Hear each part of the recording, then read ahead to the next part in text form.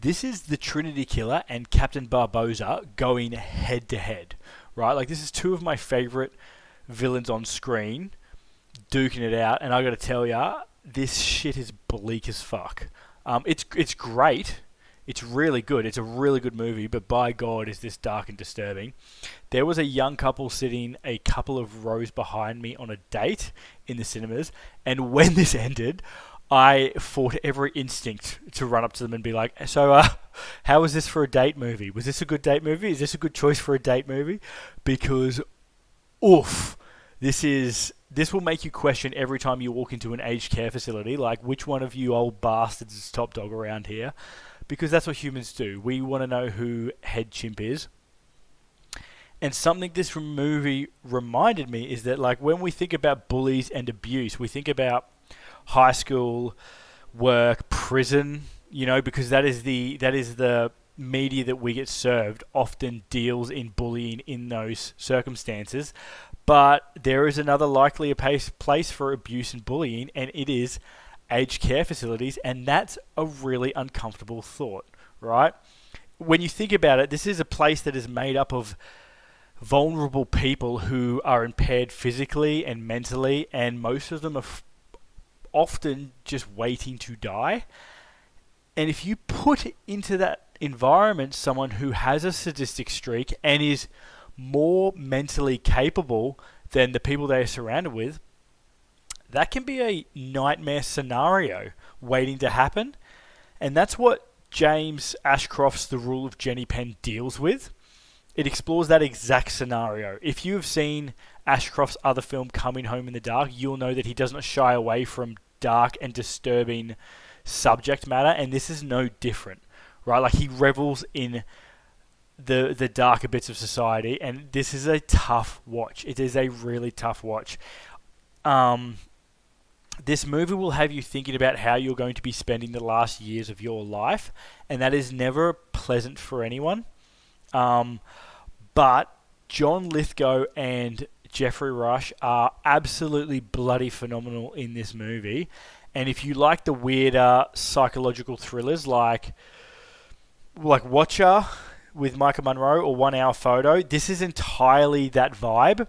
You likely won't be happy after watching this movie, but I think that's important. We need to show more sinister senior citizens on screen, and because let's be honest,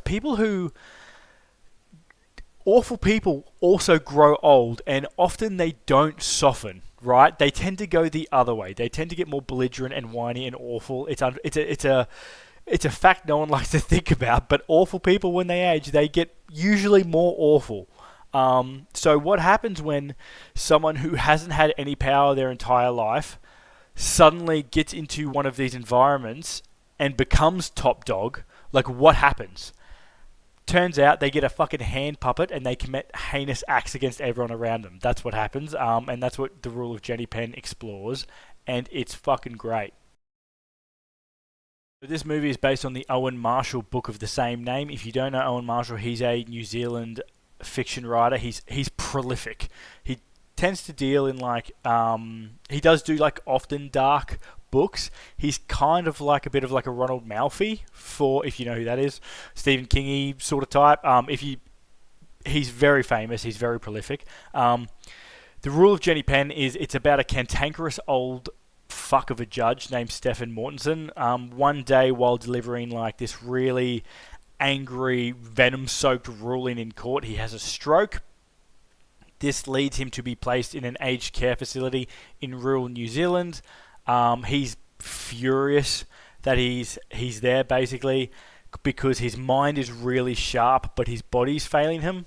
He doesn't think he's on the same level as the people around him, and he resents that fact that he's locked up with all these people.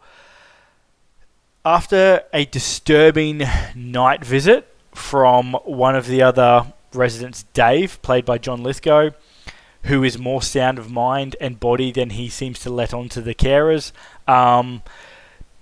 Stefan basically works out that this guy likes fucking terrorizing the other residents with a doll on his hand that he refers to as Jenny Penn. this Dave specifically loves people who are weaker, and the less able to defend himself, the better. He loves it. The more someone can't do anything to stop him, the more he revels in it, and it's rough. It's a rough premise for a movie. It is a rough premise for a movie, but it's really, this one will slap you in the face. This movie is not going to be for everyone, but it definitely was for me. It is really uncomfortable to sit there and watch scene after scene of escalating elder abuse. This is basically like Paranormal Activity, but for elder abuse. But unfortunately, nothing in this movie is too far-fetched, right? A quick search on like news.com will show you that with any population that needs care, there are these absolute maggots that get into the system and mistreat these people. And John Lithgow in it was the perfect.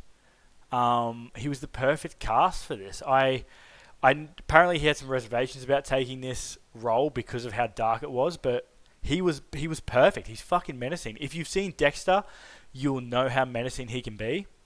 And I don't know if it's the fact that he's a bit older here, or that the victims were more physically incapable of defending themselves, but he is absolutely detestable in this, and it's great. It's exactly what you want a villain to be. He plays this really weird duality where one scene he's really calculating and evil and doing something just totally horrendous to someone, and then the next he's doing some weird, absurd dance or pretending he's mentally not there, or it's just this or do a slapstick comedy set piece, and you think like, oh, maybe he is getting senile, maybe he is actually just senile, he's not sadistic. But even if he was getting senile, like, would that make it any better? For some reason, yes, but like, he's still doing those awful things. He's really, really good in this. I think he does a pretty passable, I'm going to say an Anzac accent because it is Kiwi, but then sometimes it dips into Aussie, but if you're not Australian or Kiwi, you probably won't pick up on that. I think he does such a bloody good job. He was such a good pick. Geoffrey Rush as the judge. He's a man who has spent his life in a position of power and has been nothing but a whinging, miserable fuck about it. In another movie, he'd probably be the bad guy, but it works perfectly for this because every action that the residents or the care staff take is like an assault on this powerful presence he'd spent his whole career building.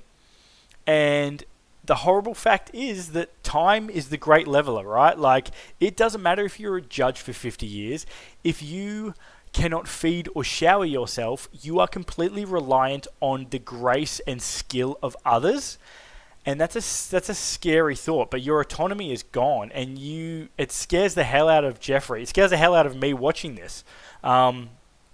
A ticking clock is introduced about halfway through the film, and I think that really was really well done to ratchet up the tension. I think it was really well done, because this could have just been scene after scene of long drawn out like torture scene, really.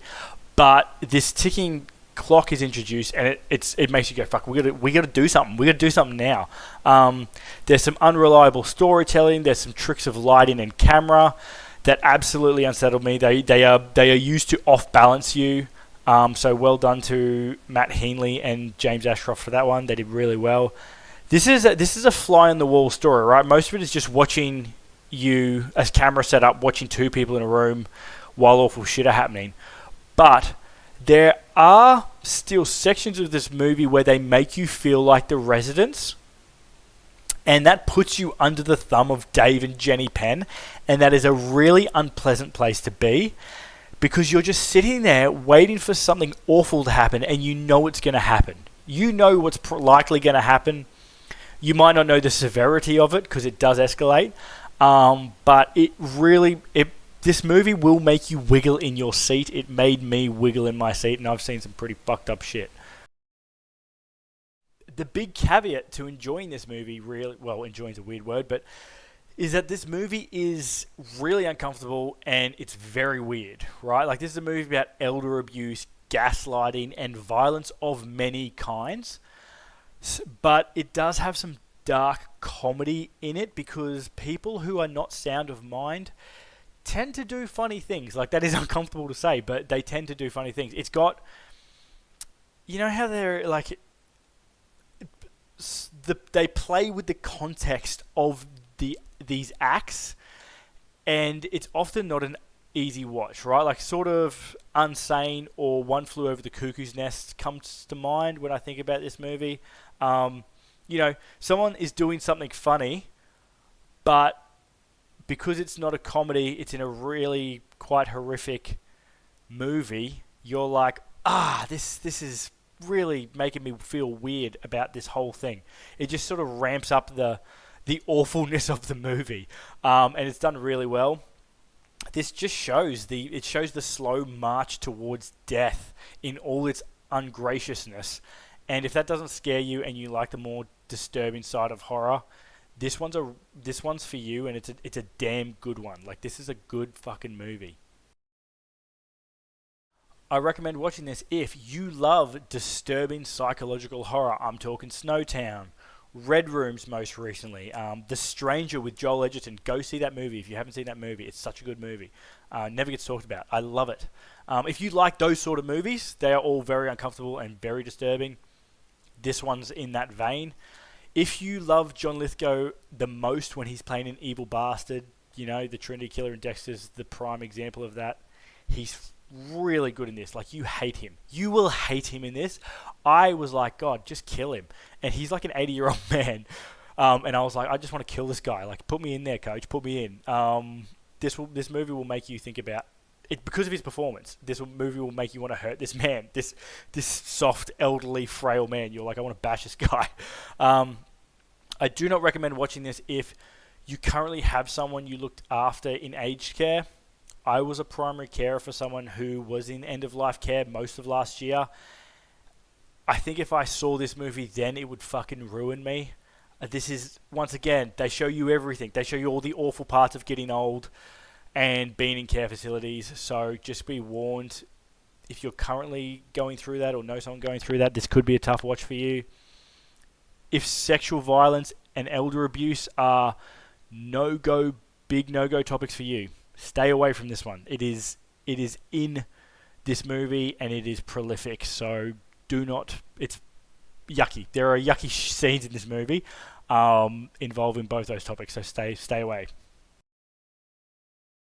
If you like bleak psychological horrors, I recommend the 2018 movie Possum. I really love this movie, which is so weird because it's one of those movies that you don't want to tell people you love it because it's fucked, frankly. But I really like this movie. It's got one of my favorite actors of all time, Sean Harris, in it.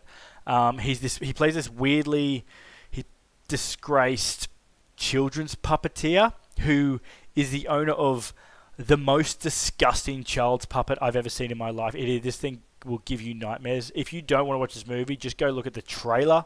That'll be enough to give you nightmares. I found this movie really scary. The puppet's called Possum, by the way. And due to losing his job, he has to go home and live back with his dad and basically confront what I can only assume was an awful, awful childhood. This movie really fucking upset me, but it is so good. Don't watch this. This is not a happy Monday. Don't watch this on a Monday. It'll ruin your week, basically. It's got the same vibe as Jenny Penn because really awful things happen and then something kind of funny happens, but the context is wrong, so your brain goes, this is not funny, this is disturbing, and it just builds the dread. It uses that constantly. The guy who plays Garth Marenghi, Matt Holness, made this film. And he does really obscure, absurd comedy sketches. So like that's where there's lots of he knows how to push and pull that. Really funny, really fucked up and disturbing. Hate it. Like it does that the whole way through. It's messed up. It is wonderful, and I highly recommend it if you're looking for something a bit dark and twisted and frankly scary. Once again, I found this movie really scary. Even the poem that gets repeated constantly through the movie, they've got like a bit of almost like a Freddy, Freddy Krueger 1-2, Freddy's Coming for You. They've got their own version of that, and it's way worse. It's the worst thing ever. It's yuck. Goosebumps. I actually just got goosebumps thinking about it. It's Possum, 2018. Go check it out if you're into that sort of thing. Another fitting recommendation is, because it's a person in a position of power over vulnerable people, is the 2011 Spanish psychological thriller Sleep Tight. It's by Jaume Balaguero, who made Wreck. Wreck's a fucking great movie if you haven't seen it. This is definitely a far departure from Wreck, but Wreck is a phenomenal movie if you haven't seen it. Like Jenny Penn, this movie will leave you feeling sad and uncomfortable. It's about an apartment concierge in Barcelona he's basically just a miserable, sadistic bastard who decides to make his tenants' lives a living hell, and he does this by using his master keys to go into their apartments at night and basically do awful things to them while they sleep.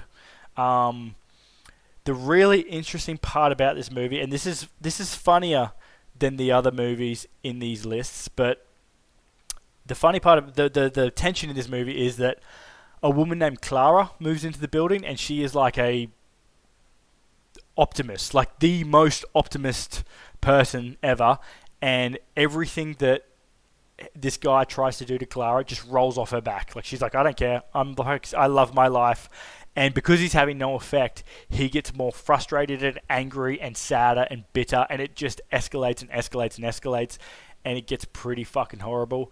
But I highly recommend it if you are a fan of disturbing horror films. Sleep Tight from 2011, get your hands on it. It's really uncomfortable, but it is a great film. But that's it. Let me know if you've seen this movie. Let me know, because it's a really small movie. I want to get eyes on it. It's really well done. It's coming to Shudder soon. It's out in cinemas now. Let me know if you're a fan of disturbing horror. What are your favourites? Because listen, let's be honest. It's horror. It's a safe space. You can tell me all the fucked up things you like. I love The House That Jack Built, and it's one of those movies that when you tell people that, they sort of go, "You're fucked, mate." See you next week for another review. Peace.